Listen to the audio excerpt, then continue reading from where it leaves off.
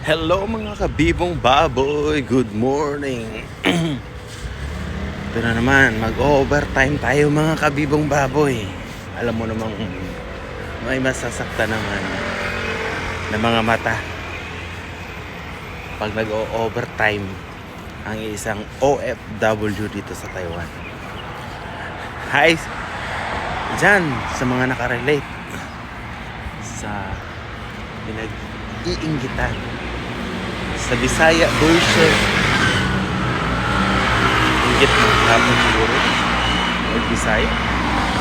Hindi ng real talk dari sa Taiwan. Pag mag-overtime ka, sakit kay kasi lang mga mata. Sakit kay kasi lang ilong. Sakit kay kasi lang pandungog. Pag mag-overtime ka, mga kabibong baboy. Oh, dari na po kumaglakaw oh. Init kayo ang panahon pero bugnaw kayo ang hangin.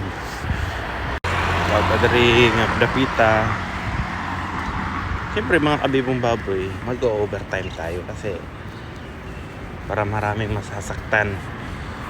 Lalo na mga inggitero naman dyan. Mga inggiterong walang magawa sa buhay. Mga inggiterong lagi na lang iba ang pinapakialaman, iba ang nakikitang mali, iba ang nakikitang may dahilan.